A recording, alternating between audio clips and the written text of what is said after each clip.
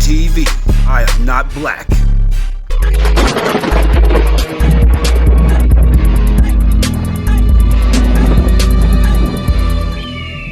All right, family, we are now live.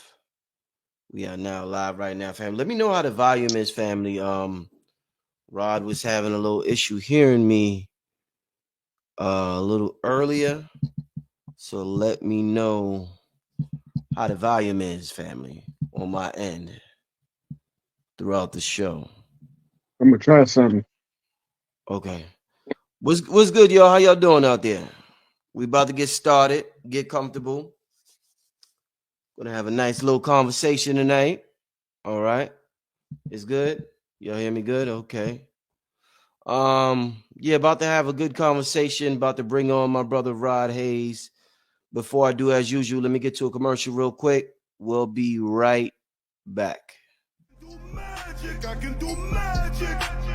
I can do magic. I can do magic. I can do magic. I can do magic. I can do magic. I can do magic.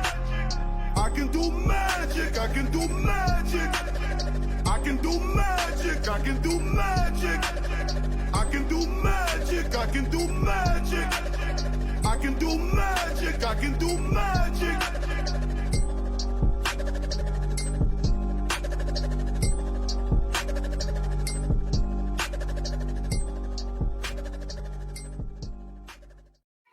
All right, family. As y'all can see, shout out to Cambada. We got the merch available. I could do magic shirt. I'm wearing one of the shirts right now, family. Let me show y'all.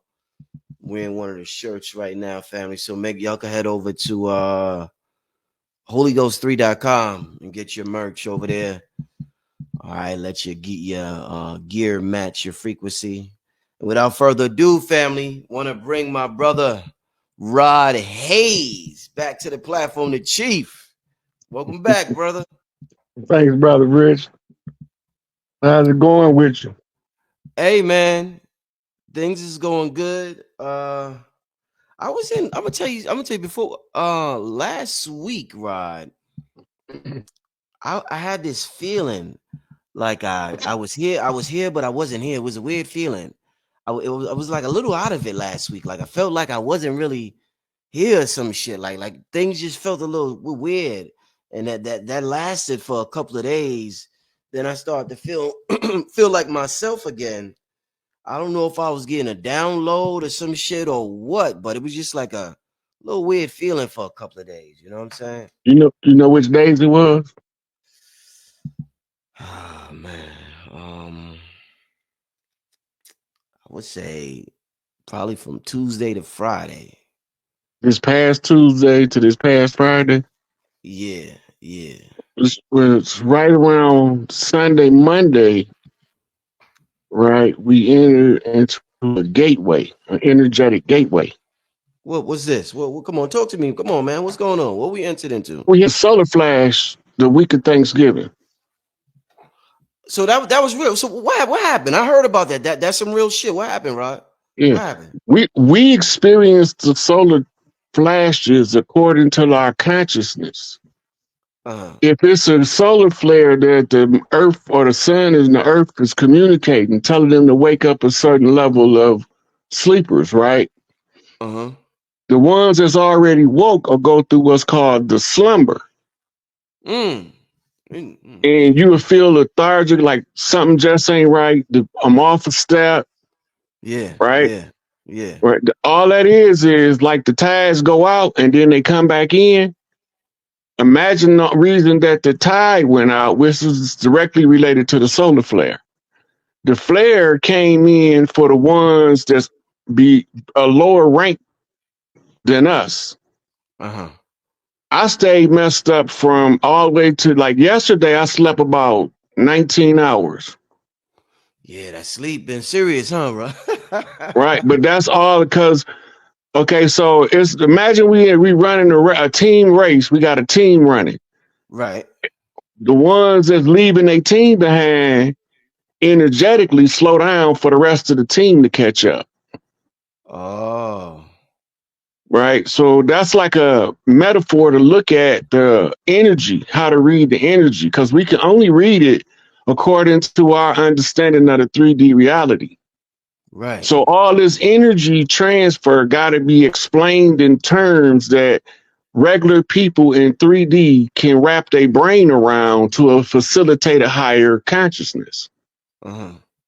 So when we use the scenario of the race or the receding tides, this is something people familiar with, Uh-huh. right? But it's all energy. Everything is energy, right? Which takes us to the title of the show. What's the title? Soul Trap Matrix. Mm-hmm. And what made you come up with that title? Was watching some stuff on the internet.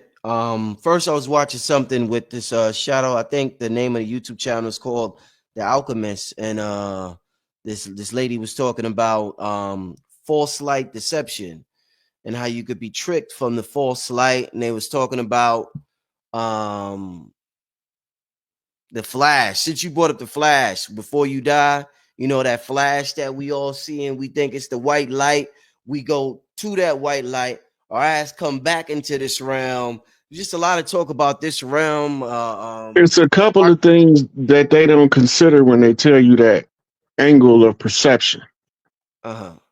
When you study anybody, like if you study the story of the Buddha, why do he call it enlightenment? Why? At some point, you get a flash of light. Mm-hmm. You cross it from the physical, 3D mind to the fourth dimensional spiritual mind unity. So collective consciousness, that's everybody thinking at the same time all over the world, all species of animals, great and small, creates what we call the collective unconscious, which is the subconscious mind of everything that's thinking at the same time. They are drawn from this prime reservoir of thought. 100 monkey effect. You had a show not too long ago with Bedell when he was telling you 85% of the people might be NPCs. You remember that? Right. This is why the 5% poor righteous teachers is the only ones that can reach them. Right? The 1%ers know it. Right? So they send 4% at the 5%, or they send, let me see, 9% at the 5% to shut them down so they never wake up to 85%. Right? So the 1%ers got people that's scattered throughout the 85% and the 5% that work for the 1%. We call them turncoats and traitors. Right? But that's not really what's going on. What's really going on is they don't know they work for them people. They like the Agent Smith effect in the Matrix. Okay. All right. Now, when the Buddha becomes enlightened, he experiences a flash of light. Everybody that died experienced the same flash of light. People that have near-death experience, they come back and tell you that they experienced the same flash of light. Their life is always changed after the event. It's always changed. It's never the same. They've been upgraded to another level. Well, when we get together and say enough is enough, the 5% poor righteous teachers, that wakes up the 85% because they don't know which way to go if we don't show them the right way. The 5% is also called the poor righteous teachers because everything they do is what's right. Whether you like it, whether you don't like it, whether you agree or disagree, if the poor righteous teachers all agree on it, they can only all agree if it's a righteous endeavor, a righteous act. Otherwise, the others of the 5%ers is going to correct them, and it's going to look like a murder of crows. Because they don't like the invaders, the imposters in the mix, while they trying to deliver the 85% into a righteous future. But here go the problem. The 5% has to be instructed first, or they won't know what to do. Enter Clans 13X, aka Father God Allah Pudding. Right? He told Elijah Muhammad, our culture is this tobacco. Our culture is that marijuana. Our culture is them boys on the street that don't nobody want to deal with. Right? So the only way we gonna ever take over, we need a dog in that fight. Mm-hmm. Right? Because we gonna rebel. We gonna rebel against the strict regimented structure of the Nation of Islam, except for a small few. Because they designed to hold a certain position in the community. They genetically engineered to follow Elijah Muhammad, knowingly or unknowingly. And some of them are genetically engineered, knowingly or unknowingly, to be infiltrators, to come in and try to get as close to Farrakhan as you can to bring the nation down from the inside out. Farrakhan's job is to make sure that he got lions at every gate. You're not getting in here. Because they got in before, so Elijah had to let it all be destroyed. So Farrakhan can build it up minus the infiltrators. So now that he's did that part, he got to go to all of the tribes. The government called those tribes gangs, right? And he needed to throw up a smoke screen to allow us to all congregate on the land in the face of the enemy to show them that we all agree this shit over with, right? So what did he do? He called the Million Man March. All of this is geared to getting the 85% on the same page of something, right? That's why when I say free Larry Hoover, I had all them addendums beneath what that means. Free Larry Hoover means free Jeff Fort, Chief Malik Angel Bay. Free Larry Hoover means stop the violence on our children and our women, right? So when you get to adding this up, you could sum it all down into a single mission statement. Ain't no one of us greater than the rest of us, but if we incorporate the rest of us under the one that's supposed to be the spokesman, then everybody get on the same page. Now the 5% is heavy knocking, what they call guerrilla knocking, for the 85% to come out of the slumber. They'll never see it if you don't have people like Yaki Awaken. You don't have people like Phase One. Everybody think we're not gonna agree on everything, because the chiefs got to be stubborn, hard-headed, and hard to handle if they gonna hold their position. So everyone that was sent out here to inform our people of the redemption process is a poor righteous teacher. Now, I can go through all of the community and show you all of these tribes is, the poor righteous teachers, the leadership, the reorganization and restructure, but the soul trap becomes the issue. Because the illusion of a soul trap is leading you down into darkness. You can't get in here without knowing what you're coming here for. This is called a soul contract from point zero. Before you incarnate into the physical realm to come fight in this war, you have to agree to live the life that you're going to live when you get here, good, bad, or indifferent. You can't come here without that agreement. They can't flip you around on your agreement, but they can offer up somebody else of equal or higher standing in the community as a sacrifice to put an obstacle in your path. Use us against us. Right? But you can't get in here without getting the book of life at the beginning. Even the 9 NPCs, the 9-player characters, have a book of life. That's their predestined path. So, Rod, it doesn't matter if you go to that white light at your time of death. That doesn't have impact on what reincarnation? No. Okay. No. That's mythology. That's mythology. Yeah. That's something to conceal the truth with a barrier of fear. Uh-huh. The light came out of the darkness. Uh-huh. So why would the darkness fear going into the light? That doesn't even make sense. That's an oxymoron to me.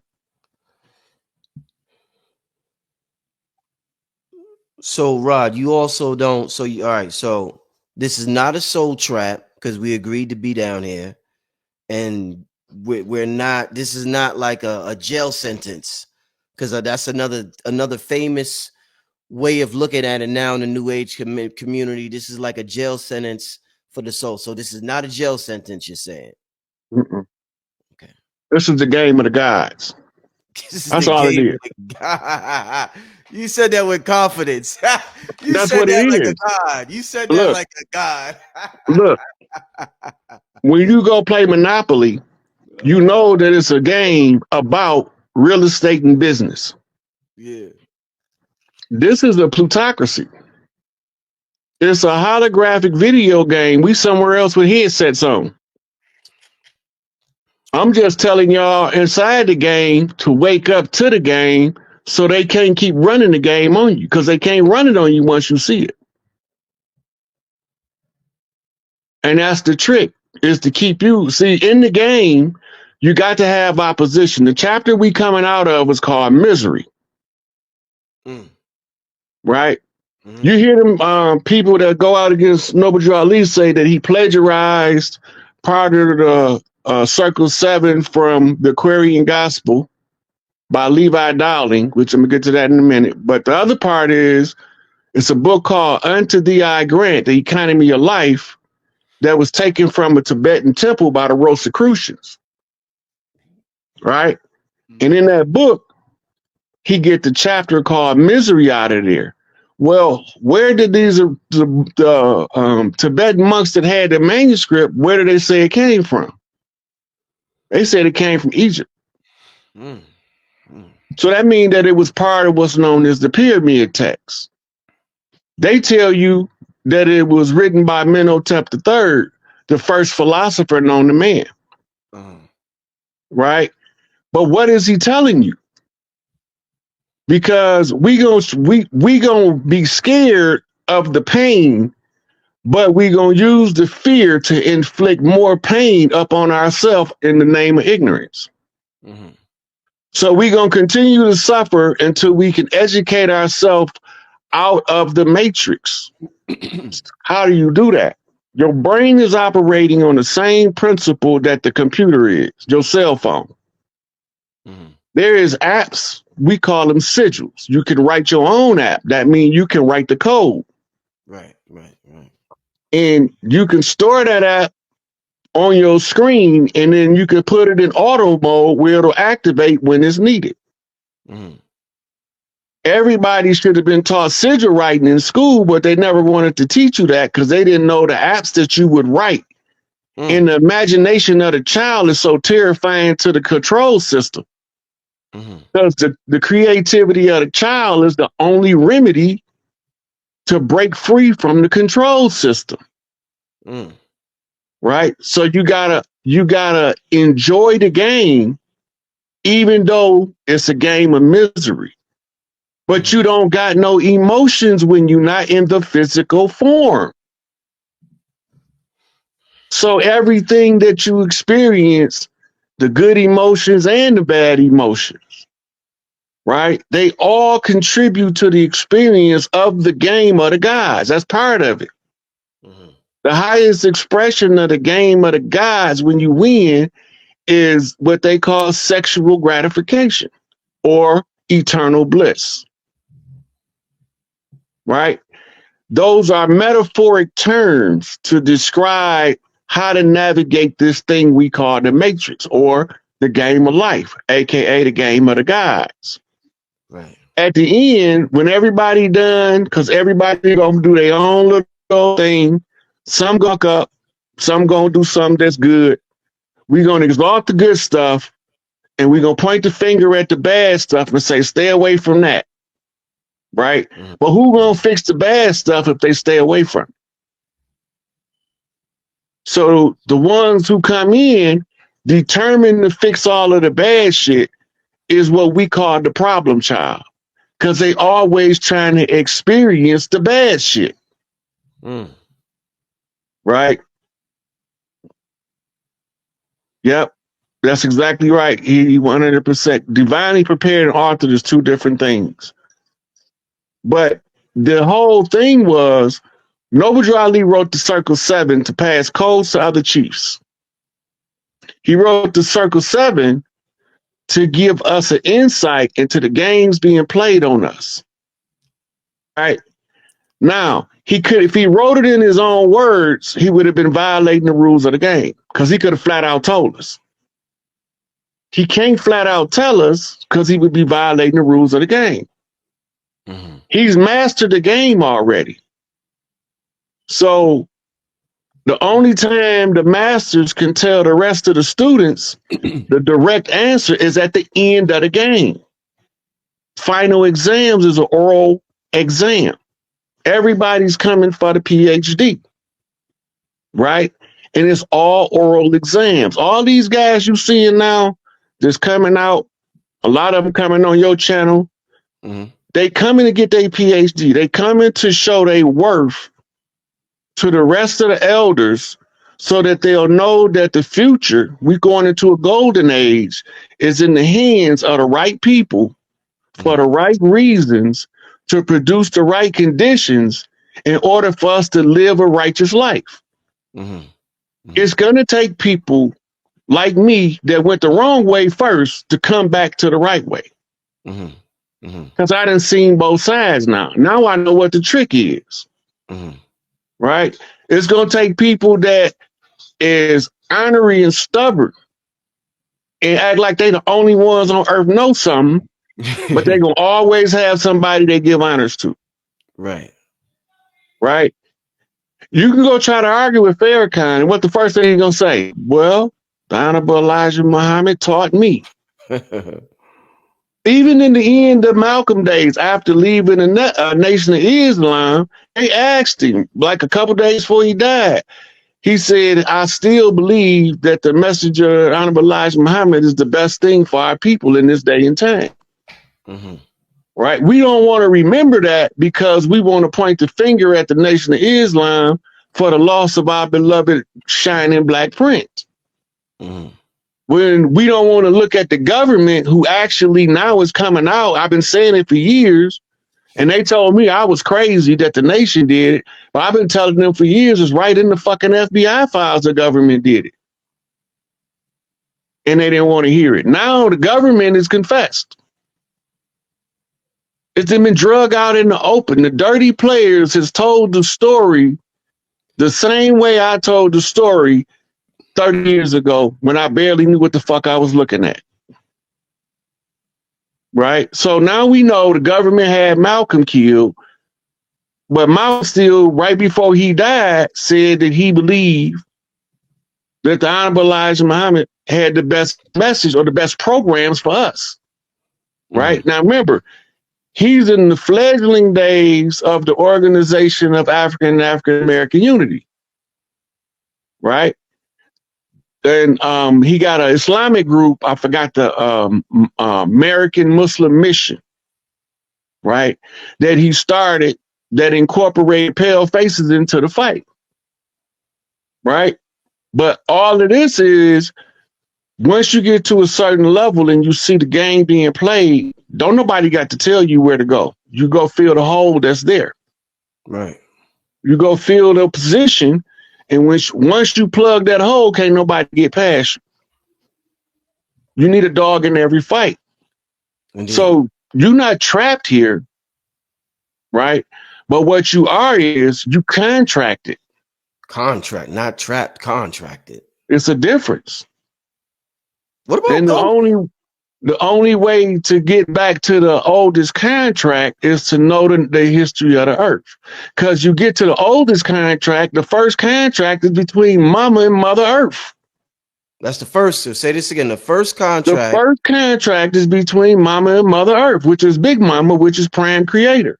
that And Earth be a feminine planet. That's the first contract to Earth. That's why no matter what society around the planet you go in, Earth is always referred to as her.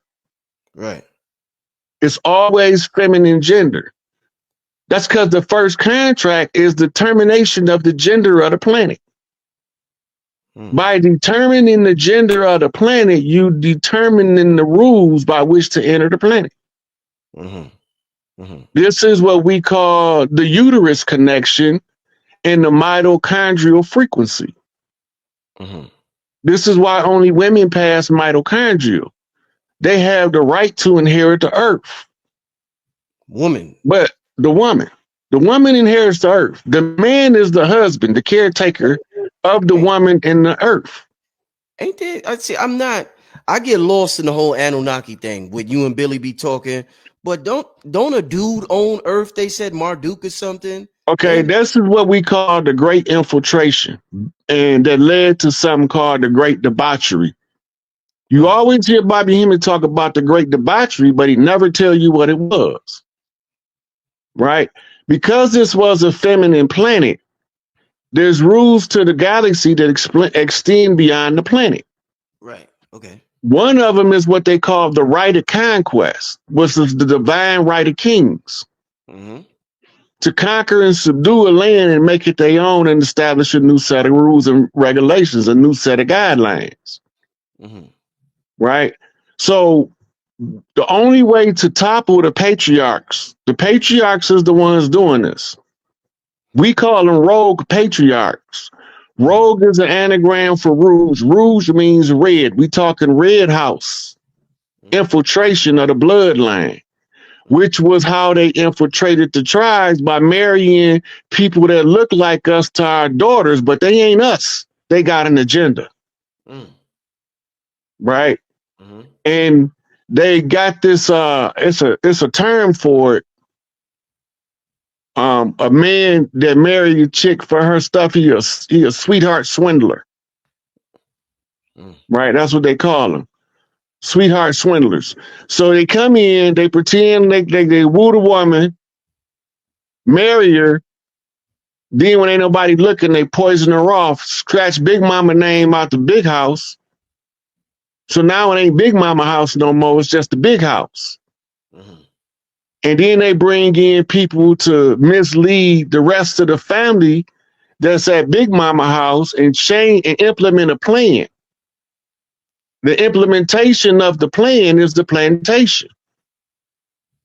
Plan is the root, and the TION is the action. The plantation is the implementation of the plan that they came with. Right? So it's a fifth dimensional chess game. That's the Queen's land. But it's initiated from flying kings, which is in the reverse. It's a flip on the turnaround. They actually seafarers who come and their colors is black and red.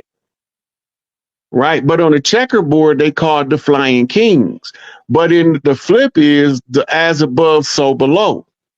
They came as seafarers. They're telling you the secrets openly in the games, but you ain't gonna never figure it out because it's designed for you to be perpetually confused about the life you live.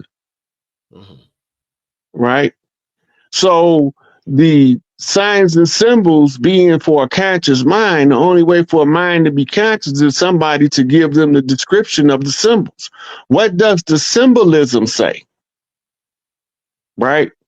So the symbolism say that the flying kings came over to enforce misery on the land using a color code because they come from the red and black to the black and white. They went from the King's Board, Admiralty jurisdiction, and overran the land, which is the Queen's land. All of the land belonged to the women, but the men can govern the sea. And sea is a real catch term, or because there's a whole lot of stuff concealed in that word. S-E-E, S-E-A, the letter C, which is short form for crypt, which ties back to the Blue House. The Blue House infiltrated on the boats on the land. So the boat on the land is a sub. A sub on land is called a bus. It's a backflip in order to deceive the mind. So all the time they telling you that the highways is rivers. And you and all of your cars are boats. So when you're looking for a carpenter, you're not looking a carpenter boat builder. You're looking for a builder that's actually an automaker. Right? Because we're in a different era, the terminologies evolve with time. Time is to make sure you cannot negate or exclude something called process, because it's by process in which time is perceived. The mind can't perceive time, right? Unless there's steps along the way. Each step unfolds the realization of the day going by, right? And at the end of every day, you go into the night, which is the dark. But in the dark, you awaken to the true self in the dream. And the true self roam the dreamland in order to come back and teach itself how to navigate the Queensland. How do we get from under the Admiralty jurisdiction back to the law of the land? You have to flip the calendar and you have to flip the map, right? So 2012, the Mayan calendar, which is the oldest known calendar, came to its conclusion. What happens now? It resets. It's the only thing it can do. Y2K. The computer's going to all go back to zero. What's going to happen? Everybody panicking. Rod said, ain't nothing to panic. All it's going to do is reset the computer time. That's all it's going to do. It ain't going to do nothing to the data, but everybody get data back up, secure your computer, get this new XPS protection system, make sure you got plenty because they're going to cut off the lights. That doesn't make sense. Because they ran on an analog counter that turned over often and it never reset everything. So you would automatically know when you create a digital counter at the conclusion, it has to reset back to beginning. But this takes us back to the Mayan calendar, the close of the age. The last time we took these people to full-fledged war was the War 1812. And the reason why we ain't took them to war in combat on the battlefield no more, because we refuse to give these son bitches another extension. Which goes back to Martin Luther King adopting Gandhi's philosophy of nonviolent protest. Because it's not about can we beat them with arms. We already did that. But they wouldn't stop coming, and we reduced the populations on both sides so low. Now we have to rebuild on both sides. We do and they do. But we got to do it in the dark. They don't know who we is, or we don't know who they is, in order to maintain the level playing field. But it's all in the game of the gods. It's understanding the rules of the board games. It's understanding the rule of the child games, because that's where all of the secrets is at. The stuff that just comes natural to the children, like hopscotch. You don't have to teach them how to hopscotch. If you put enough girls together, they're going to draw out a hopscotch board, or they're going to find somebody that know how to draw one out and ask them to make a one, and they're going to automatically know how to hopscotch. Right? Those are the steps. It's programming their body to take the steps. You give girls a jump rope, so they're going to start off single jumping, and it ain't going to be long. They're going to be double dutching. Because the challenge that a skill set goes up, they're going to naturally figure out how to get themselves a greater challenge. And in the progression of jump rope, double dutch is the next progression beyond single jump. Right? Because they done went through everything in single jump with the big rope, with the little rope, with the solo rope, with the two ends held, with the dance in the middle, with the gymnastics in the middle. So now they got to go to double dutch. Right? And then you got so good at double dutch where you got teams that's double dutching all at the same time in unison across 6-8 different ropes. Right? Because that's evolution. Right? And the side effect of evolution is entropy. You got to get rid of something in order to hold on to something.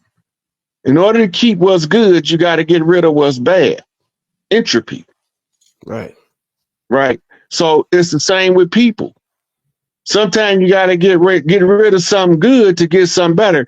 You got two aces, a queen, a king, and a jack in your hand. See, you can get rid of the ace and go for the straight, the royal flush, or you can get rid of the jack and try to get trip aces. You see, you got to get rid of something good to get something better. Either way, you got to give up something good. Right? And then the rules of the game being played, as long as they follow the rules and give us an opportunity to grasp it in the game of the gods, as we increase in intelligence, we should gradually start to see these receipts roll out in front of us. Mm-hmm. And then you can slide through and just look at the receipts now. You know what it is. You read in reality like a tarot card at that point. Rod, I don't know if I know I talked to Brother Yosef about ghosts, but in terms of souls that don't have a body, but they seem to be stuck down here, what happens with ghosts in this 3D realm, Rod? Ain't nobody stuck. That's the first thing. Okay. But you got to remember, there's multiple timelines next to each other. Go watch this series called Sliders that came on Sci-Fi, and it'll help you to understand what I'm talking about. Mm-hmm. Your light spectrum is so narrow, it could be a person that vibrate on a light spectrum outside of your field of vision that you won't be able to see them. But a trained psychic will sense them. Right. Right. And then you have untrained psychics who might even be able to see them. And when they see them, they look like an apparition. They call them a ghost. Mm-hmm. No, they're just outside of your field of perception. They also did an episode on the X-Files about people you can only see in your peripheral. It's the same thing, because your peripheral is black and white. It don't even see in the color context. But when you look in direct, all of the color from direct vision gives you the illusion that your peripheral is seeing color as well. So it fills in the blank spots. Since our light spectrum is so narrow in this realm, when we inhabit the body, the people who we call ghosts, is their light spectrum just as narrow, or are they seeing us and they're seeing shit that we're not seeing? Could be either of the two. Okay, so we live in what's called the realm of infinite probability. Right. If you can think it in your mind, it's true. Okay. No matter how fairy tale like it sounds, if you can form it into thought because of infinite possibility, in one of the timelines, it's real. Mm-hmm. Mm-hmm. But just not this one. Mm-hmm. Right? So when you go to Operation Looking Glass, all things converge on the awakening or the mass awakening. How do you awaken the masses? Mm-hmm. You don't. You awaken the 5% pro-righteous teachers. That's how the masses awaken on the 100 monkey effect. Because as soon as enough pro-righteous teachers realize what's being taught and they start aligning, the natural effect is when the alphas walk in the room, everybody turn and look. Right? They want to see what the alpha gonna do. If a beta walk in the room, everybody look like they did when the alpha walked in the room. And how do you know the difference? Right? I used to tell people a long time ago, when leadership is needed, anybody can fill the part as long as they look like the position. Right? That's how they trick us. That's called uniform in the codes. The uniform is the deception. So the right people, the ones been right the whole time, is the ones we've been calling the criminals, because the system made laws to criminalize culture. And that's how they trap all us in their system. We can't see it, right? Because we not understanding the code, the color code. So they use the color code to turn us against each other with flag colors, what we call, I'm holding down my set, you holding down your set, my set blue, your set red. Your set black and gold, your set purple, right? So we all holding on our set with a flag. We didn't have flag laws over here. The law of flag came from Europe. It came from maritime jurisdiction, right? But now we go from flags and colors being united to being united in the colors of the flag. It's a whole kind game being ran under the flag, the red, white, and blue. And it's based on the colors. Who gave us the keys to the colors? Frances Wellesley. Remember? Isis Papers, Keys to the Colors? She was telling you the whole time that black and white ain't got nothing to do with skin color. They positions on the chessboard. And she was telling you the whole time that in bowling, 3 strikes is a turkey. That means they got 3 chiefs in the land. Right? We didn't understand the tribal lingo. There's the carryover from the descriptive analysis of what's being said. Right? So the original redneck was a Brit, but the original Brit was melanated. And we thought that the Brits was the Saxons, but it tells you clear that no Anglo-Saxon or Caucasian is a free white person in law. It tells you that clearly in the Black's Law Dictionary. Well, then who in the hell is? Because we thought they was white. They ain't white. In law, they blacken to become pale. It's all trickery.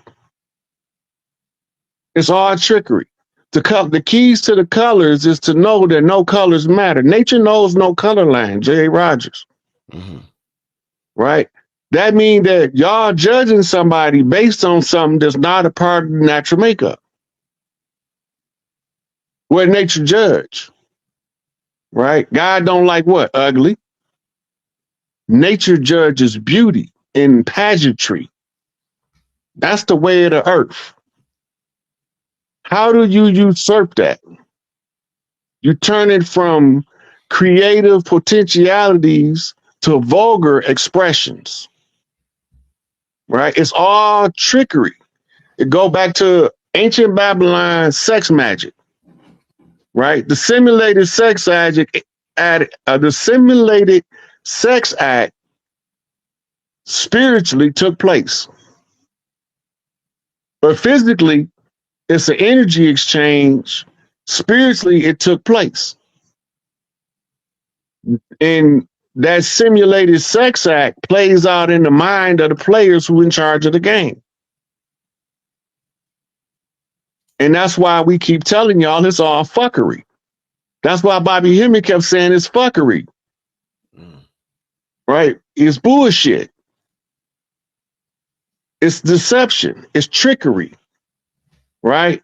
So they tell us in all of these different fairy tale stories, your Odin stories, your Thor stories, but they tell us don't pay that no attention. That's mythology. We want you to study history. And then they give us a whole book of lies and say this your history. See the trick? Yeah. Oh yeah. So they took you from the mystery system, which was my story, to the history system, which was his story, in order to delude and deceive the minds. But when the people realize what's being done, they can't, all of it stopped working. You building an armor, an impenetrable armor, that the 85% starts to wake up. All they got to do is look. And then the 5% make a move. But the 5% can't make the move until the 85% on board. Rod Hayes, when I was doing research on the whole soul trap thing, and I was reading up on these entities from the 4th dimension, harvesting the soul's energy in this realm, I came across a lot of David Icke work. I'm curious, what's your thoughts on we're talking about teachers and people bringing information to the masses.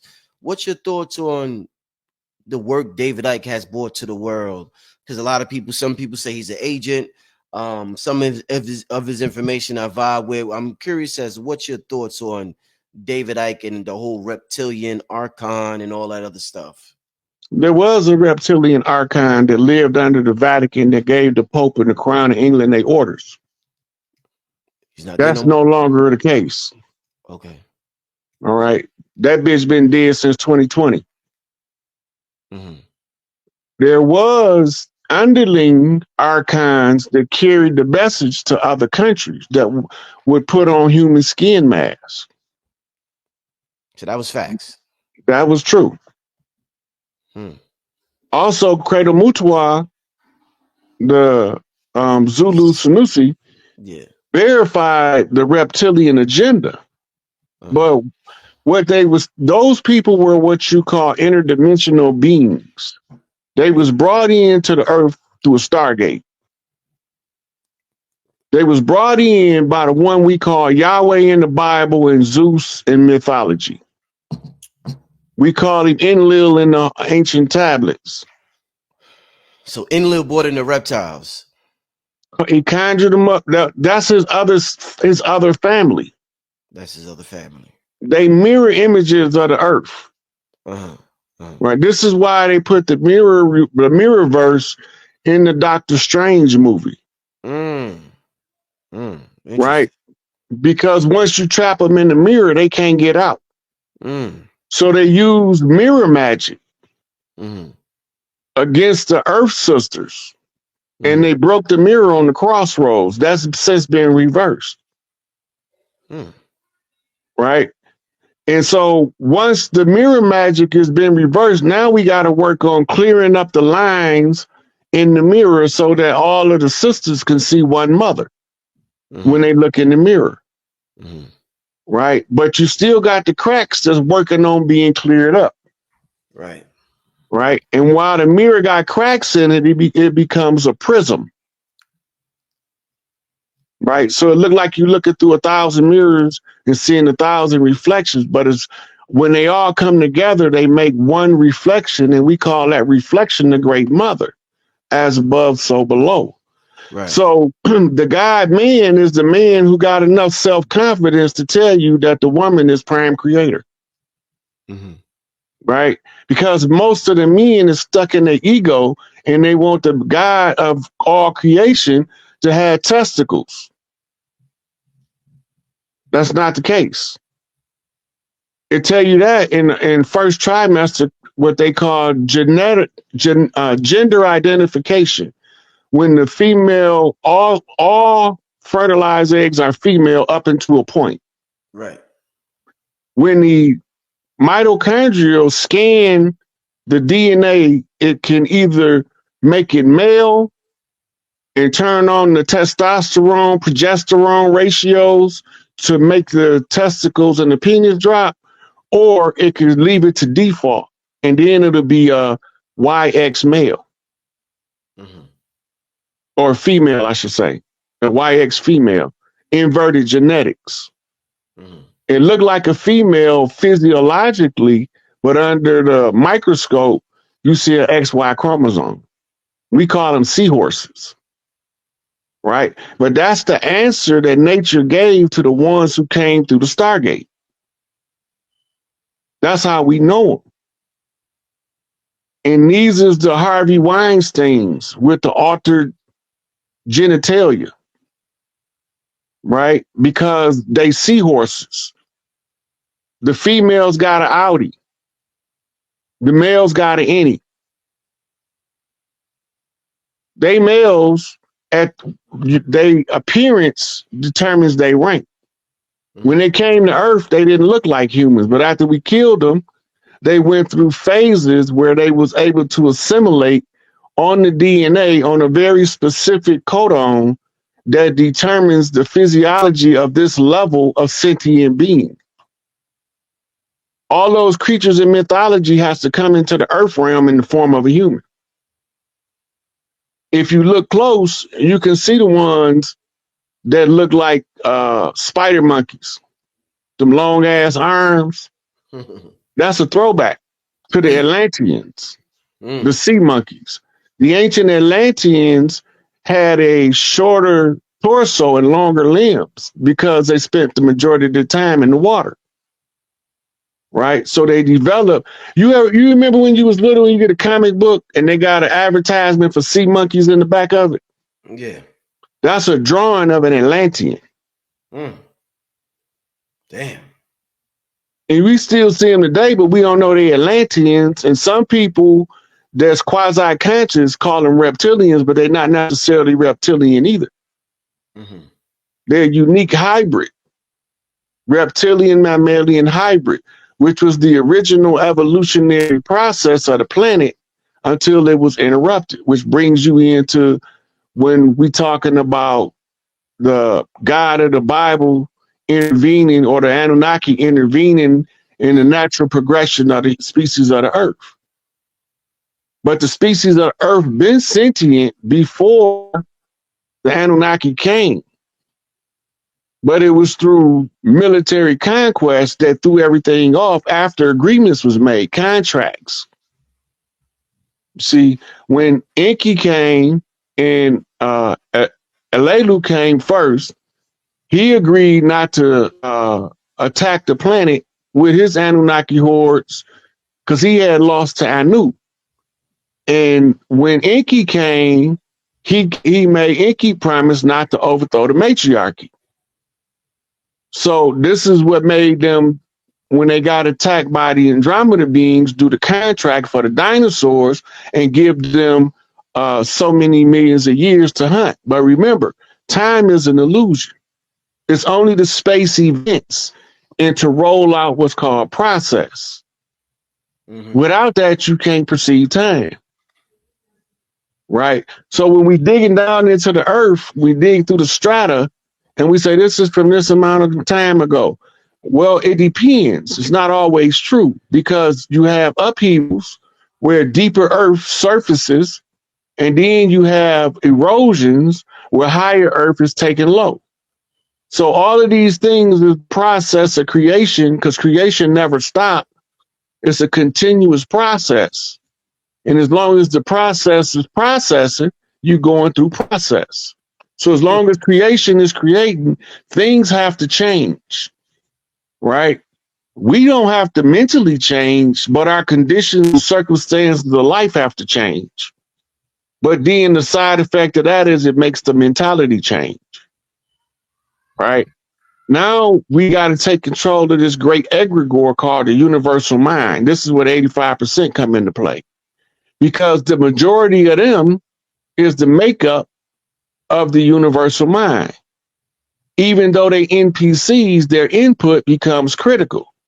So now you have to have what's called a master computer telling all the other computers what the proper program is in order for the binary code to be processed throughout the whole system correctly. So now they're trying to figure out the star of life, right? They don't know what it looked like in 3D. They can't figure it out, right? Well, when you go to lining people up in rows, you'll start to see it, because everybody got a auric field. Enough auric fields give you that pattern that's called star of life, right? And then they have what's called the two pyramid star of life that they hold. Tahuti got in his hands in the emerald tablets, right? But the one I'm talking about, it looked like a casa leaf triangle with about 20 different triangles in it, all these different symbols in it. Look like Vesica Pisces in there, circles in there, triangles, all these different symbols, but it's a circle. You see that in the temples of Dendera. And you also see them a lot in other temples around the world. And it look like all these wedge shapes. That's called the collective unconscious. That's the unified auras of all of the people that said enough is enough. And that's how the game is changed at the close of age. And that's why the po-righteous teachers is ineffective until it's time for their effect to take place. We take us back to Operation Looking Glass and the convergence in on the singularity. Because that's all it's about. Evolve to a point, stop, reset, and then do a new evolution to a different point. It's a relay race. You're on mute. Yeah, this is real interesting, Rod. Like, and like, I'm glad you talked about the whole idea of this being a soul trap, and you brought up the soul contract and all that. A lot of people, what would you say, Rod? For many people, why we got 3,100 people watching right now. A lot of people dislike this realm, Rod. They're like, a lot of people feel as though, and they're spiritual people, and they're like, I don't belong in this motherfucker, Rod. I hear what you're saying. I don't belong in this motherfucker. What would you say to a person that they don't have ambitions of being great? They just want to get the fuck up out of here, Rod. What we It ain't here. It's the condition they trying to escape. It's not okay. Say that again. Say that again, Rod. It's not here. That's the problem. It's the conditions. It's the conditions. We living in the chapter called misery. If they don't feel that way, then the hologram not working. Because how do Elijah Muhammad say dissatisfaction brings about a change? Total dissatisfaction brings about a total change. In other words, change only happens according to the most amount of dissatisfaction. Right? So we trying to get 100 monkey effect the 5%ers to affect the 85%. Right? So it ain't here. It's the conditions that we feel. We feel this shit. The frequency is off. The earth tone is not earth toning. Because when the frequency is correct, when we in a golden age, we have heaven on earth. But when we going through the chapter called misery, we got hell on earth. Which is harsh conditions to aggravate the sentient 5%, to make them so disgusted and dissatisfied that whatever it is that they do, they're going to use that to try to find their freedom. Lisa said, when will the misery chapter be over? Hey, I've been crying. Hey, look, I've been wanting this chapter over for the longest, but in the mortal words of Big Mama, baby, it take how long it takes. Right? But it's just the chapter of misery. Yeah. If you don't understand that the misery is the greatest teacher, then you ain't ready to be free from the chapter of misery. Misery will teach you to avoid some shit that you will never learn any other way. A miserable condition gonna make you bring about a happy condition. It's gonna make you pursue a benevolent condition with a rational mind until you find a revolutionary conclusion that we can all be proud of.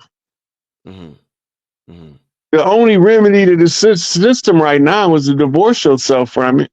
Everybody is scared to say, take this job and shove it. I ain't working here no more. Johnny Paycheck. They don't want to do that because we conditioned so long that it take a certain amount of time to break the conditioning. When you realize that you already rich and they using your money and they paying you out your pocket on your job with your own self money and you just don't know it, that's going to make you quit automatically. Right? Because you're going to be like, I'm sick of this. I'm fed up. But we're going to talk about it for a period of time until we know what action to take. That's why we're talking about it. We vexing and venting and trying to find who else is aware. Right? So while we vexing and venting, other people coming along saying, yeah, man, I feel the same way. Something ain't right. What is it? Now we got them asking the right question. This is not how Earth is supposed to operate. Why do the tribes that live in the jungle have less stress than the tribes that live in the inner city? That's a $1 million quote. In the chapter of misery, everything is made complicated by devices.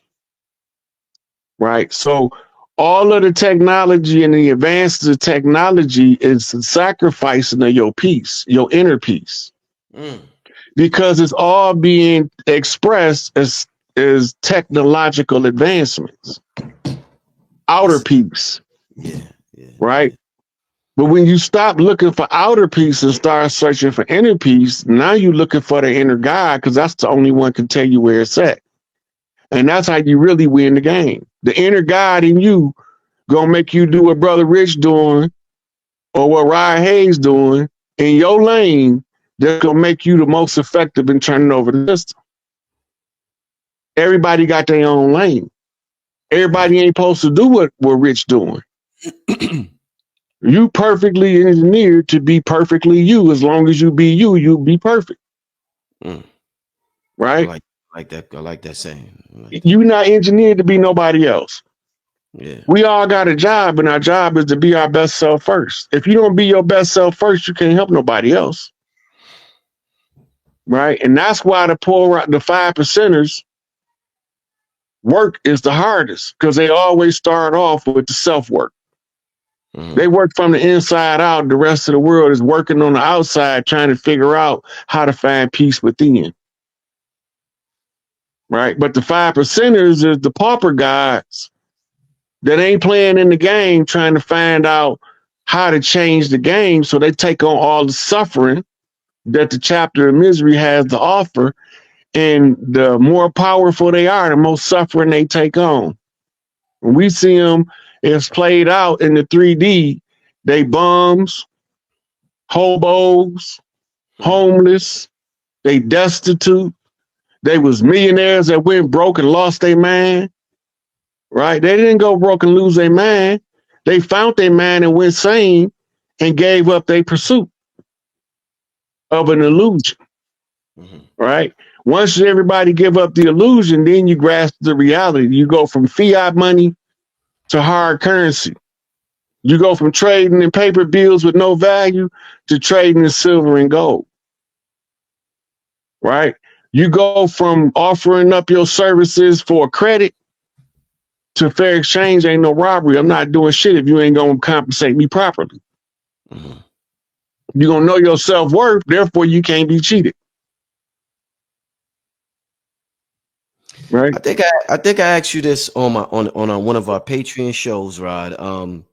The world leaders, like the Putins of the world, are they controlled by? We was talking earlier about the archons and all of that. Are they controlled by like a extraterrestrial group, a secret extraterrestrial group, Putin and King Jong-un and the rest of them, or are they really? Is it them making moves? It boils down to two factions on Earth right now. Those who fighting for the matriarchy, Putin one of them, and those who fighting for the matriarchy. Yeah. Okay. And Kim Jong-un, one of them. His sister, the real leader, but he can't tell nobody yet. His sister?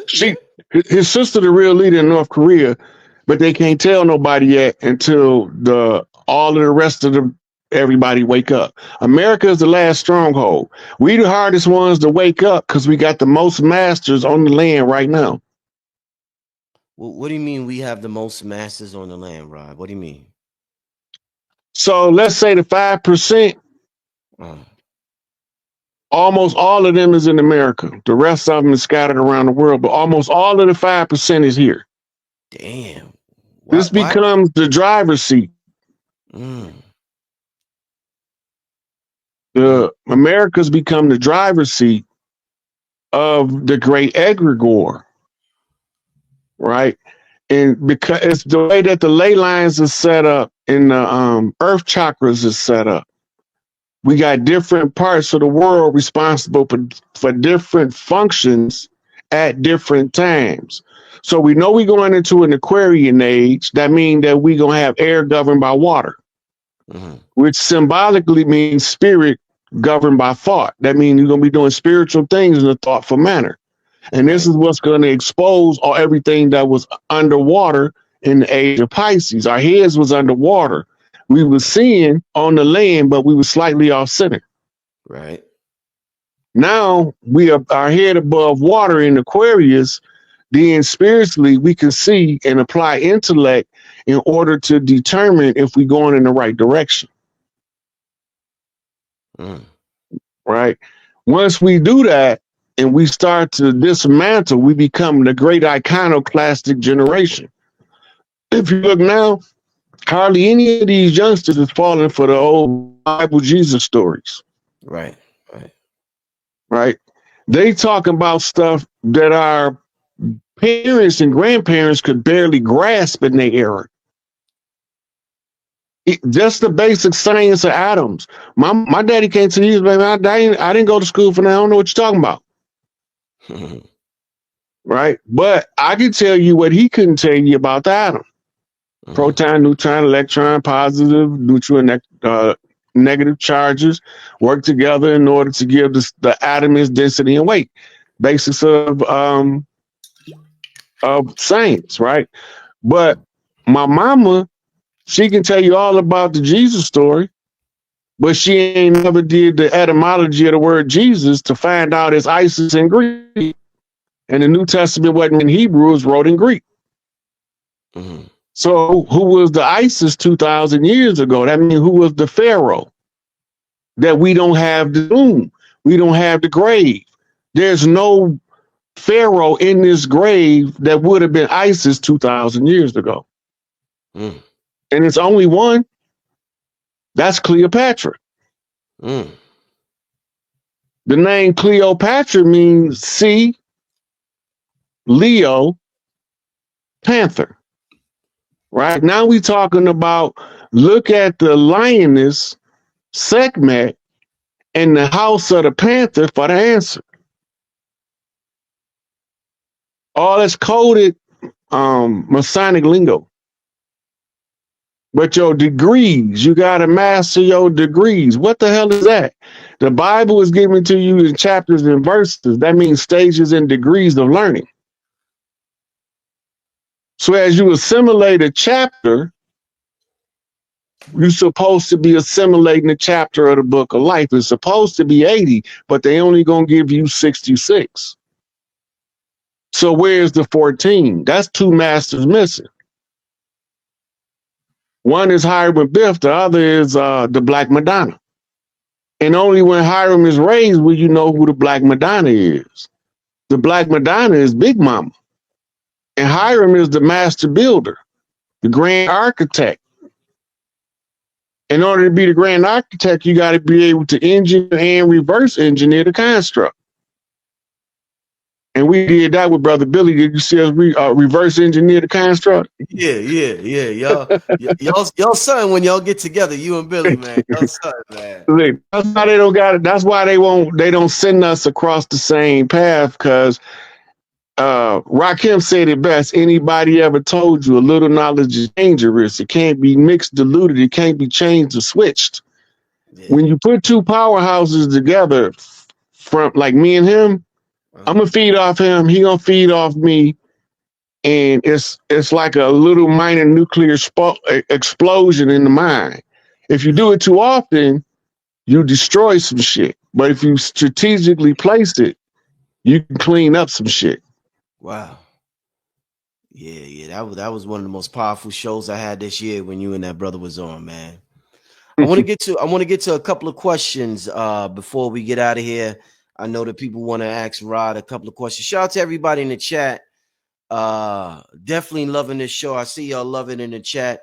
I'm gonna do about 4 or 5 questions before the brother Rod Hayes get out of here. Give me some questions in the chat. In the meantime, I think shout out to everybody who sent the super chat. I think we got a couple of questions in the super chat. All right, this brother wants to know. Okay, so Mr. Hayes, what are you going to do after death? They want to know. Die again. What I'm going to do after death is I'm going to come back to life. I got an eternal job. Every time the earth get this fucked up, I got to come back and tell them where to find all the secrets at. So you accept that. You know that's your job. That's why I was created. I'm the earth defender. Whatever the problem the earth got and can't nobody else figure it out, they gonna conjure my ass up in the future. I'm gonna be mad as hell that they woke me up from my slumber. Like I'm mad as hell now. I'm gonna kick and scream, but I'm gonna do my job. I'm gonna cry sometime. I'm gonna cuss sometime. I'm gonna punch the wall sometime. I'm gonna crash into a wall with a car sometime. All that because I don't want to be bothered with this petty bullshit. But it really ain't petty bullshit. It's because somebody had to be the final stop in order for us to start again. And that's the only thing that gives me any solace. I get to experience the new beginning. But I don't have to like it. That's powerful, bro. That's powerful. All right, so this person says Malcolm was mixed, Booker T was mixed, and these brothers are so important to our people. But where do mixed people stand in this war? When we say we're black, our own people shut us down. Okay, so this is a biracial. This is a mixed brother. He wants to know what my mama was mixed. Right? And I'm glad he brought this question up, because the whole purpose of this is the great debauchery. Remember we talked about that at the beginning, and I said Bobby Hemming never tell you what the great debauchery was. It was to trap the consciousness into a construct that denied the right of ascension. The side effect is it put us in an infinity loop. And because of the infinity loop, we had to keep coming back at every close of the age until somebody flip us out of the infinity loop and everybody got the same equal rights of ascension. The great debauchery, if you go back, Bobby Hemming say, the Egyptian priests looked at each other and said, we made a man. Right? So the goal was to force us apart to draw us together. It was basic reverse psychology. A good understanding is J. Rogers' Sex and Race and Nature Knows No Color Line. Because these people was created and one of the channels of their spinal column was blocked, they couldn't assimilate what was called the sacred secorium or the sacred secretion. Therefore, every time they got ready to awaken to full consciousness, it either did several things. It turned them into Stephen Hawkins. That means that their mind is thinking too high and it breaks down the body. Damn. To prevent them from reaching godhood or ascension, giving them the rights of ascension. The second thing it do is it causes a massive stroke that can cause either 50% or total paralysis of the physical vessel. Another thing that it do is it entirely shuts the vessel down. Right where it's starting to wake up, it automatically shuts the vessel down. We call that death. Right? Now, the remedy for what they had done was to give a drop of what we call the royal blood. This is when everybody was given the decree that if you come into the earth realm, you have to take on a human form.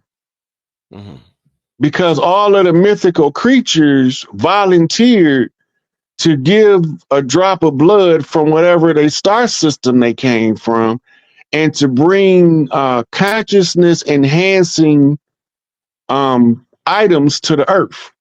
Some of them brought crystals. Some brought plants of different types. Like weed, like that? Yeah, that came from the Dogon star. Those are from the ones we call the Duwanis. Right?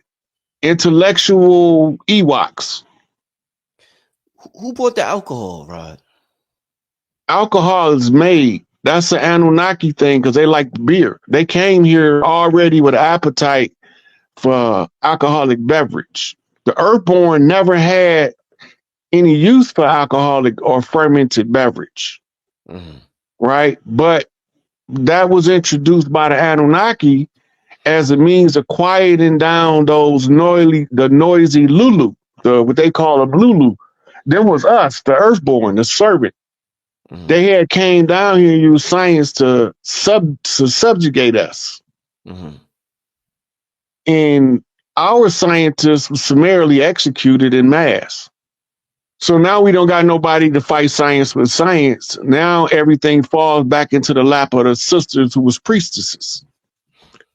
So this is the last wave because the priestesses is rising back to their status, and the Great Mother being restored on her throne automatically overthrows their homosexual priest cults.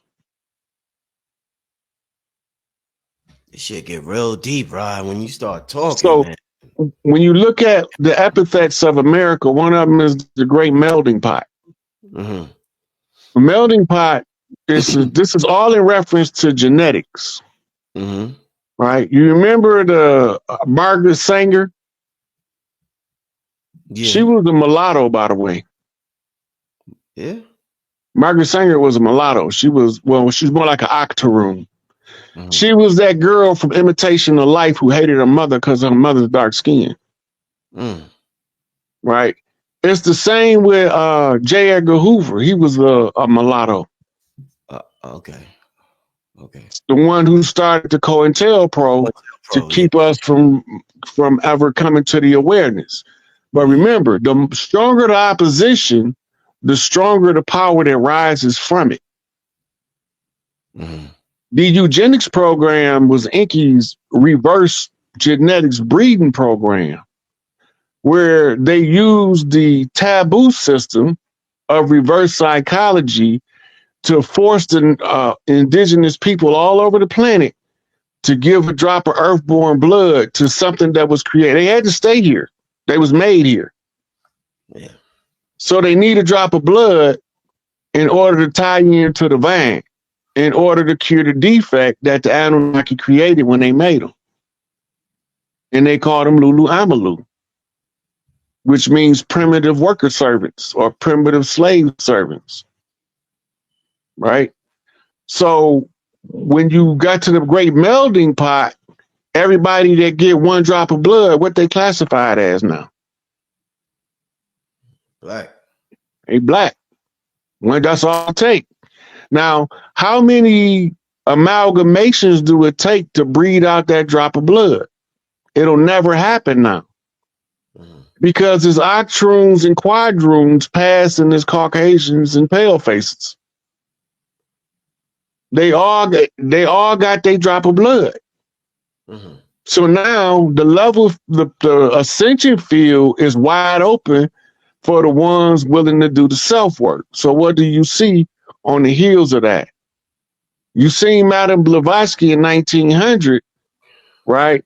But then you see, what's that lady name? Start with a D. Dolores Cannon at the end of the 100-year stretch, right?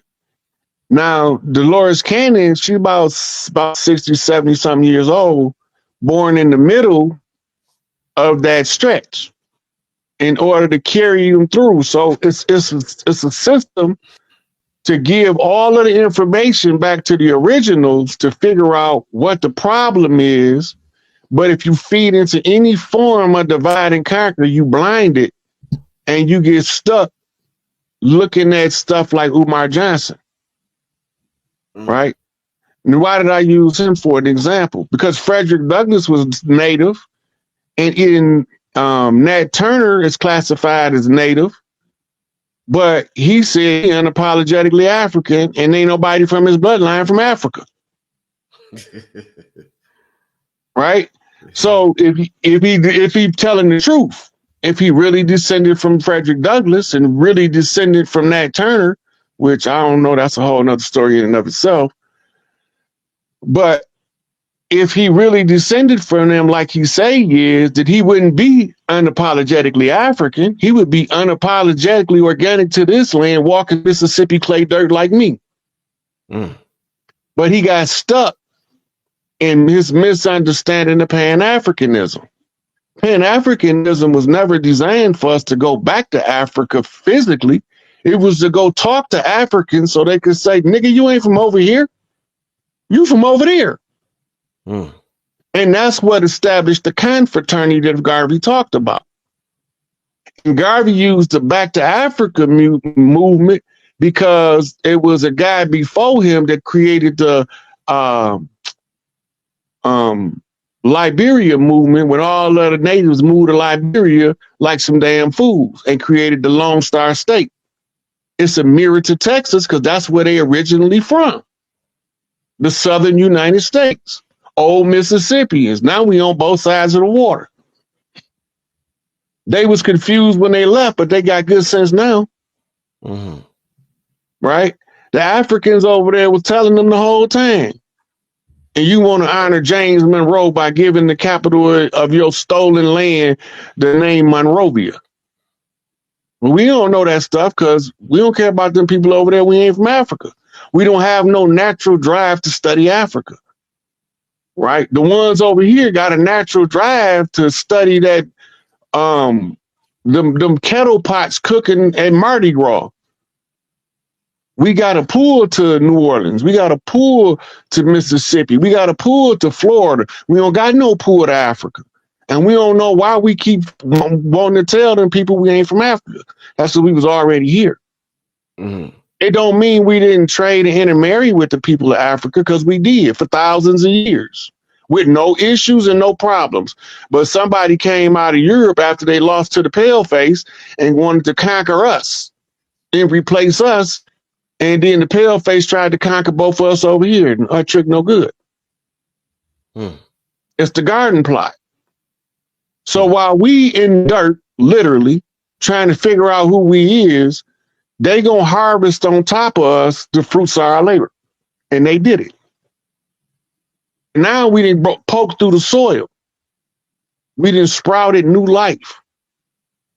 We came up from the oppression, realized that the oppression that created this chapter called misery is all an illusion that we are playing along with by staying angry at some shit that don't got nothing to do with us. Anytime you pick up another man's anger, you are far from reaching the pinnacles of wisdom. I don't care if Muhammad didn't like that Jewish dude. That don't got nothing to do with me. Zayd, whatever his name was, right?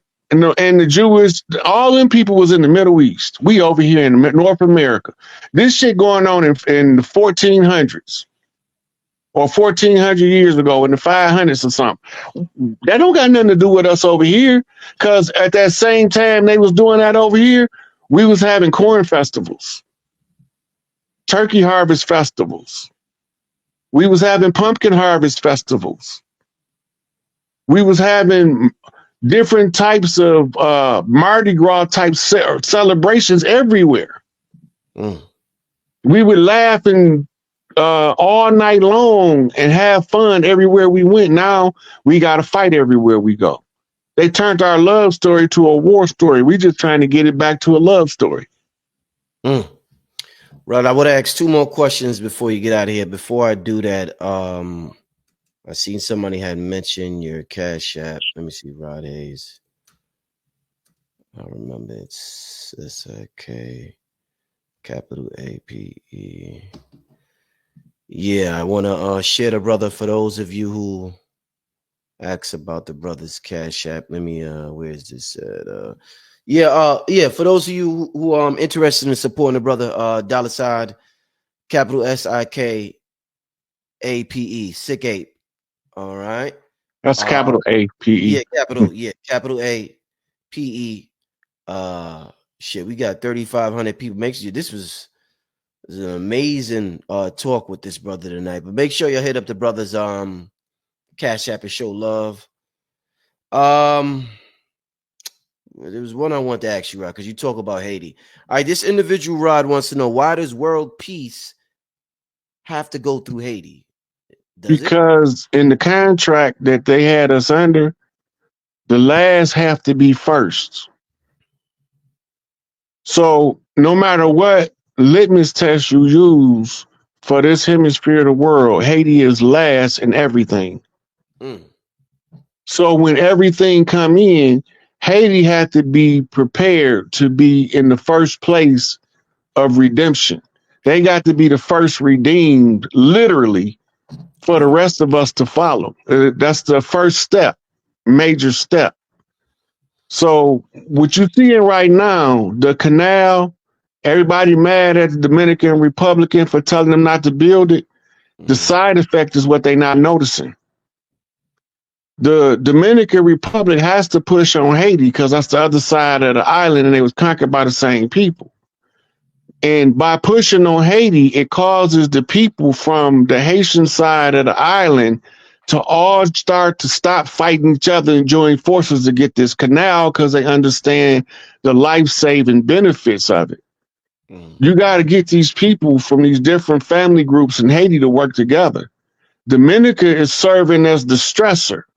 And the canal's resolution is serving as the buffer in the great teaching of the great hierarchy.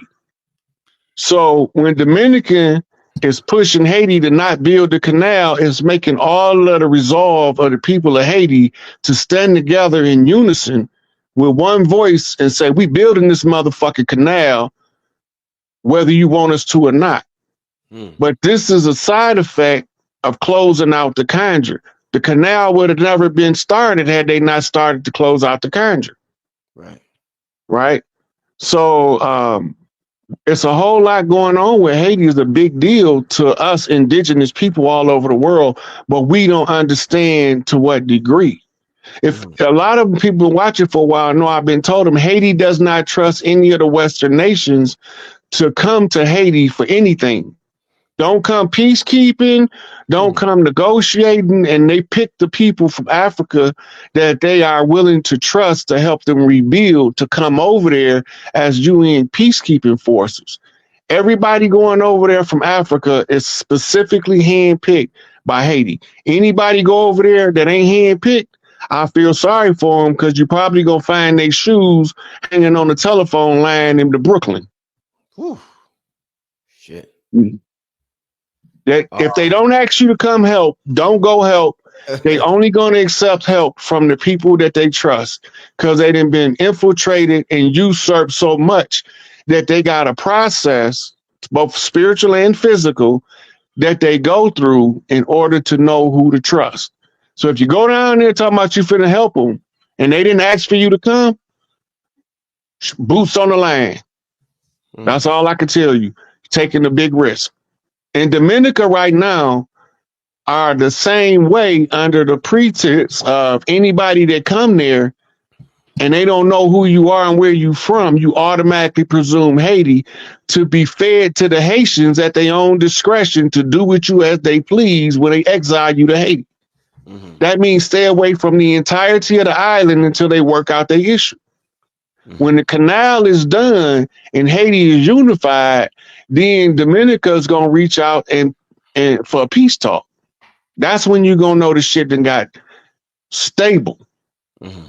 But in the meantime, I wouldn't go down there. You can contact somebody if you know somebody from there. If you ain't from Haiti and your bloodline don't trace to Haiti, because they can smell the difference in your skin, in your scent. They know a Haitian that's born abroad from a Haitian born on the island, but they also know anybody that's not Haitian anywhere in the world come there, you might look Haitian. They can smell the difference, literally. Them old ladies down there that you think don't got no significance, that's the watchdog team. They can smell foreigners. I don't care how good your accent is, they can smell you. We all got a different pheromone that tells them where we from. Yeah, interesting, man. Wow. Yeah, thanks for asking that question, brother. Let's get to this. I think this is going to be the last question, Rod. Will going toward darkness allow you to make the choice of when to come back to Earth instead of being blindly reincarnated back here? When you go to the darkness, you go straight back to Big Mama, and it's up to you and Big Mama at that time if your personality, right, which is your super ego. You gotta remember, your ego is your regular artificial self the world gave you. Your super ego is the identity of self that comes from your spiritual source. That's why we change our names for spiritual purposes as we evolve. Because it's telling us, it's unraveling the layers of the self to get to the higher self to see from a higher perspective. right? So it don't matter whether you go into the light or whether you go into the dark, because the same thing gonna happen. It's just who you gonna answer to. When you go through the light, you replay everything you went through,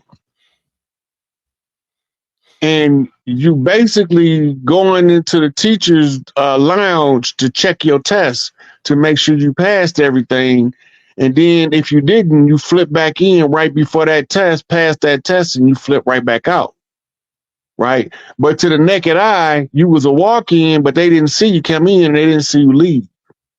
You just needed your consciousness to refocus at a certain point in the timeline in order to pass your test that you wrote yourself.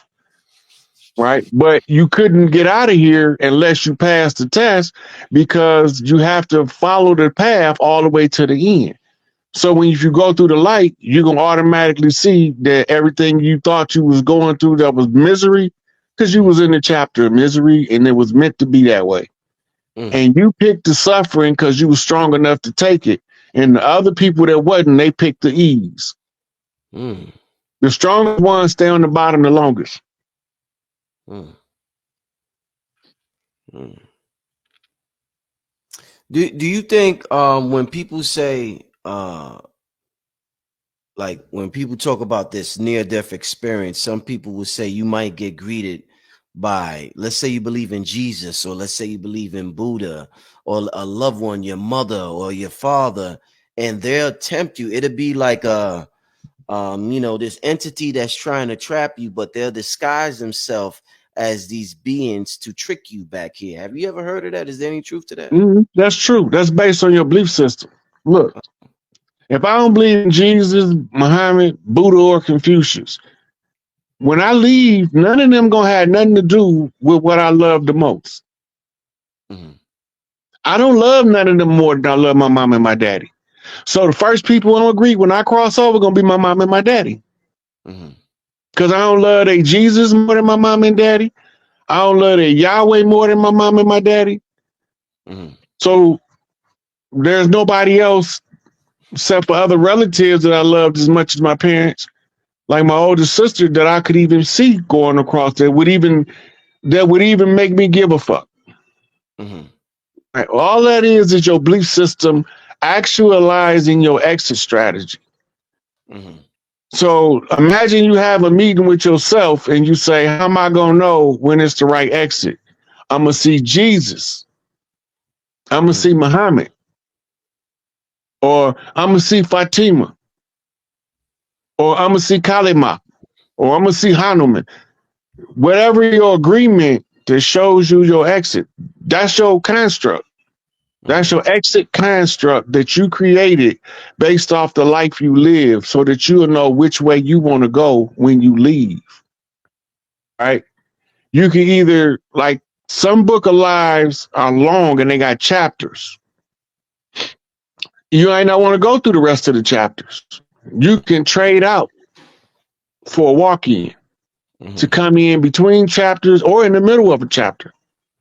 Some of them that thought the misery here was too great already did it. Right? And then they got to the other side, like, damn, I was at the end. Shit, I fucked up. Right?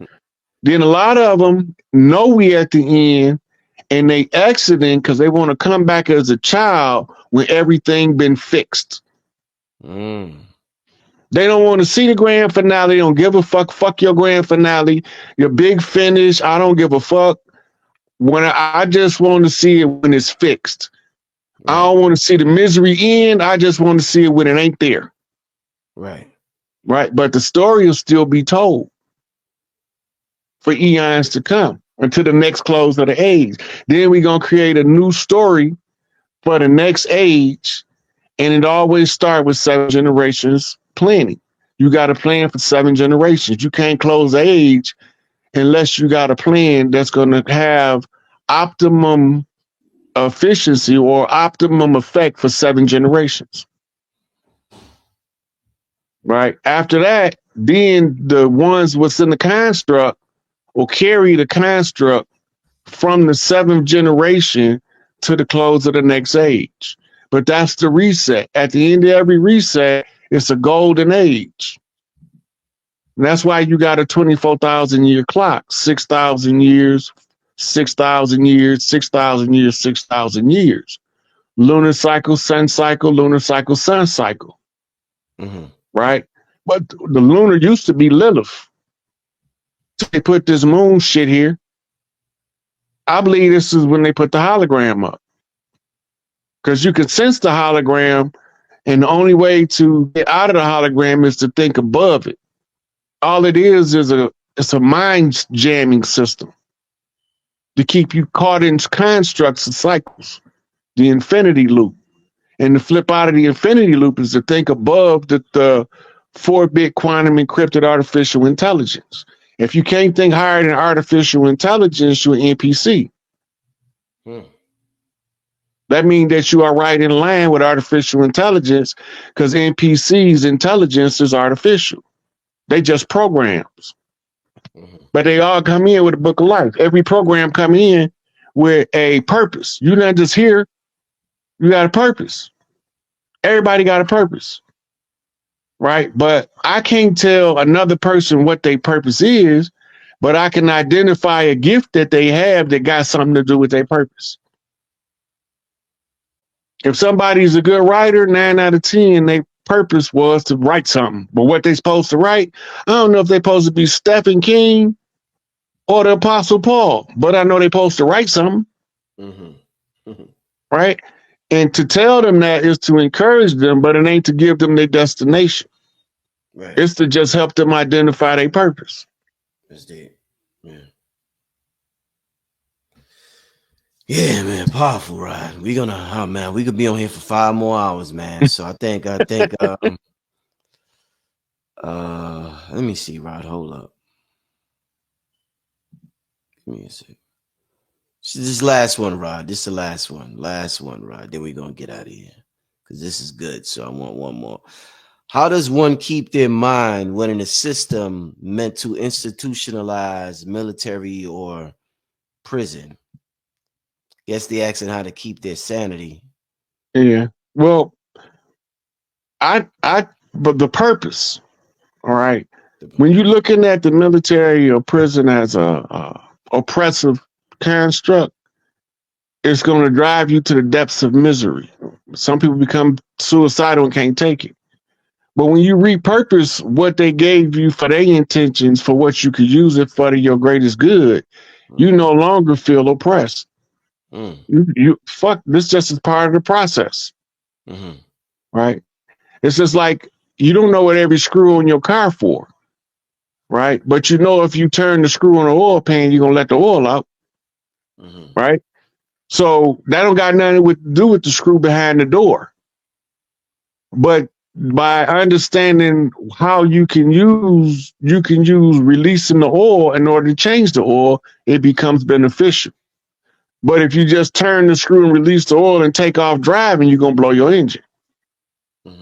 So when I was in prison, in my mind, I wasn't in prison. In my mind, I was in a monastery and a institution of learning in which I had to write my own curriculum while I was there. Powerful, and that's what I did. Powerful. So instead of letting them use it to make me conform to the ways of the institution, in other words, behave like the rest of the inmates or behave how I want to behave and not be hostile to the inmates, right? Just going about my business, stay in my lane and do my thing and follow my purpose. It's a monastery, a place for religious contemplation or spiritual contemplation, monastery, and it's a learning institution. It's a university to me, right? So now I got access to books and I got access to my spirit. So that's all I need for it to be a monastery. And that takes away the bitterness and the sting of the condition. The same would apply if I would have been in the military. I tried to go to the Marines because it was something I wanted to learn in the Marines about dogs. And they were the only ones offering the training programs for the K9 Corps at the time. Right? Later on, the Army had it first, I think. Then the Marines had it, and the Army had cut it out for a couple years in the 80s, and then they picked it back up But during the time when I was applying, I had never got in no trouble or nothing. I missed the math on it by 1 point, and that stopped me. The whole test, whatever the civil service test, by me being a non-graduate, I needed a higher score than the graduate.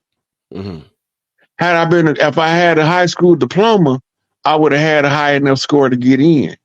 But because I didn't, I needed a higher score, and I was 1 point short, which kept me from being a Marine. Right? But I ain't never get mad about it. I went on by my life, end up in prison. So either way it went, whether I would have been a Marine or whether I went to prison, which I did, I was still going to use whichever one to my greatest advantage. Right? Because I didn't know how much I loved studying military strategy and tactics until I started playing chess in prison or in the county jail, actually. And then I began to study chess, which was also part of my determining my path. And then when I read Alexander Dumas, Count of Monte Cristo, that spoke to my condition. And that opened up my eyes to a lot of stuff that I was dealing with in there. And then all of the stuff, it didn't matter no more. And then out of nowhere, guys was bringing me different books that wasn't in the library. I was having mystical experiences of phantom books in the library. Wow. That shit was crazy, brother. But all of this stuff was true. It was all part of what I was experiencing and keeping my sanity under somebody else. Because I couldn't figure out how can 72 guards hold 1,400 inmates. I was baffled. Fuck that fence. Right? I couldn't understand it. It didn't make sense to me. And the study of the inmates in the institution, trying to figure out what's making us stay here. Why are we staying here? Talking to the old guys, why is we staying here? Said, because you can't never get none of these motherfuckers organized well enough to leave. And then it made all click. Because you can't get the moles to ride with the Melanics. You can't get the Melanics to ride with the Stones. You can't get the Stones to ride with the GDs. All this in prison. Then you can't get the set from this side of Detroit to ride with the set from that side of Detroit, the east side versus west side. And on east side, you got the 7 mile niggas versus the 6 mile niggas versus the 5 mile niggas. And so the division began to prove itself. Divide and conquer is real. Which go back to that drop of blood question earlier. And the divide and conquer can also be used as reverse engineering. Right? Because you can use the only way you're gonna make a guy do something you don't want him to do that he don't want to do is to tell him he can't do it. And he gonna do it, and he gonna do it twice, take pictures, and make sure you've seen him doing it. Right? So they told us what the new standard of beauty was and that we can't have it, and we went full throttle to get it. Oh, yeah. But it was all part of a ploy just to get us to contribute to the one drop doctrine. Mixing and amalgamating of the species of the human type in order for everybody to have an equal right of ascension. The term they use for it is Brazilianization or neutralization, the neutrinoid. And they had a write-up in People magazine about it. You know, and it was to make all of the people of the earth contribute a drop of blood, but you had people came from other places. Right? You had Pleiadians came, Arcturians came. They all want to see the Anunnaki lose too. Because everybody had conflict with them at one point or another. Damn. Anunnaki, they just said they got beef with everybody, huh? They the galactic problem child. from the Sirius constellation. The galactic problem child. Shit on that note. Everywhere they go, certain side of the family that come from Sirius cause the problems. And the other side of the family that come from the Pleiades always cleaning up their dirt. Mm-hmm. So Inky is from the Pleiadian side of the family, but Enlil is the rightful heir. He just so happened to be from the reptilian side of the family, the Syrians. And they side of the family, selfish, self-centered, operate from the reptile brain more than they do from the mammal brain. Whereas the Pleiadians operate from the whole brain without taking sides, which gives them more power. Right? And this is why it was always a conflict. So look at it in terms of thinking selfishly or thinking holistically. Holistically speaking, everybody got to have an equal right of ascension in a free will universe. Selfishly speaking, I don't give a fuck about them long as I sin. Right? The God mind is a universal mind. A universal mind is a mind that is holistic. It's a whole mind. A selfish mind is restricted. It's the side effect of being created in a restricted will universe. Right? So those in the free will universe that seeking the highest potential expression of the free will universe will think more holistically. Unified field theory. Don't do that, brother, because that's going to affect this over here, and we're going to have a different problem. Right? So the matriarchy start with the two core premises. How does it affect the children? How does it affect the earth? Once you give me the answers, I can determine whether it's going to be applicable or not. Whereas the invaders, they don't think like that. They think, how am I going to benefit and what am I going to get out of it? There's two different ideologies. One's matriarchal, one's patriarchal. In the matriarchy, the strongest patriarchies emerge from a holistic ideology.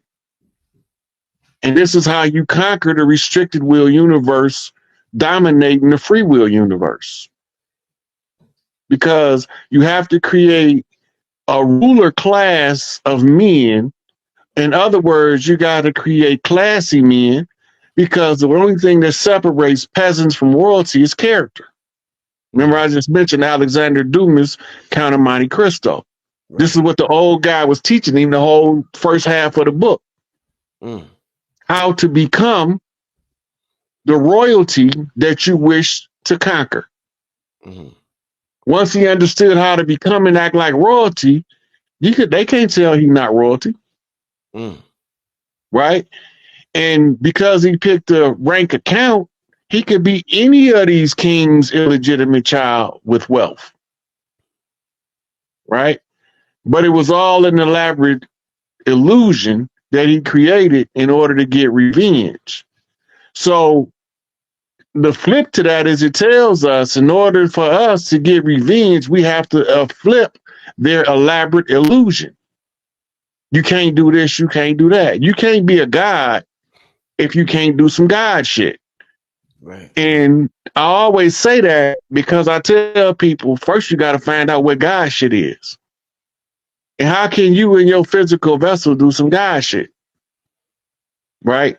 Because this is that you got to challenge the mind to think beyond the 3D construct in order to push the mind above three-dimensional thought form. Right? They run around saying, I'm God, I'm God, I'm God, I'm original man. Okay, prove it. How do you prove you the original man? When your DNA, if you go back 4 grandparents ago, is so diverse, you don't even know what you is. Right? And all of these is mind games, deceptions inside of a deception, inside of a deception. They all divide and conquer. The God mind don't take none of this shit personal. If you don't take none of it personal, it can't personally affect you. Right. That's called building a shield. Then, now that it no longer affects you, you can see it better than you could when it was affecting you. Because when it affects you, you become infected with the 3D Mr. Smith mind matrix. You become a guardian of the hologram, the projection, the mental construct. If all of us wasn't agreeing on this construct at the same time, it wouldn't be happening. Now we got to all agree to change it for the better or to totally annihilate it. It's not necessary to annihilate it. Therefore, it's necessary that it don't be annihilated. Therefore, the only thing left for us to do is change it. Change is constant, so that means it was going to happen anyway. The inevitability of change tells us that we should push for a change. But you got to remember in the 48, it says, preach the need for change, but don't change too much too fast because it'll shock the conscience of people. Right? For the worse. But if you can get them to see all of the reasons why we need to change and all of the things that we feel that is stopping us from changing for the better, is not what we did. We didn't come up with racism, but it was written. It's a construct. Inside of the construct is trying to preserve itself from being broken by the mind of the gods. In other words, artificial intelligence, 4-dimensional quantum encryption, is trying to convince you not to go to 5-bit or more quantum encryption so that you can see above the hologram. Right. Which makes all of this stuff makes perfect sense. Right. But in the hologram, you miserable. Right, man, you dropping this shit, man. This is a powerful show, man. Listen, leave your contact info for everybody who wants to get in touch with you or they want to reach out to you, anything, brother. Y'all can message me on Facebook under Rod Hayes or Instagram under the Sick Ape, the same as my Cash App with the in front of it instead of the $sign. And otherwise, you catch me on here on Brother Blackmagik every now and then, or you can catch me on Young Elder. If you want to message me, you can message me on Instagram or Facebook. I try to check my messages regular, but some people I need to. If I got to write a book to answer, I'm not going to answer. Some people ask a question, I got to read a book, and then I got to write a book to answer. That's too much. I can't answer that. But I try to answer as many people as I can. Indeed.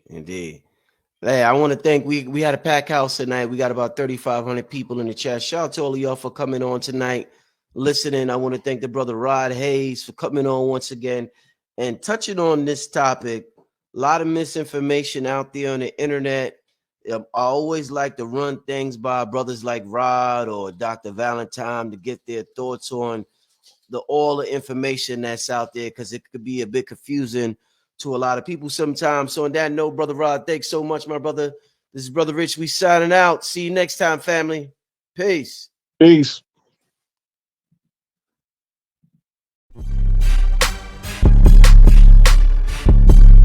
Raw TV.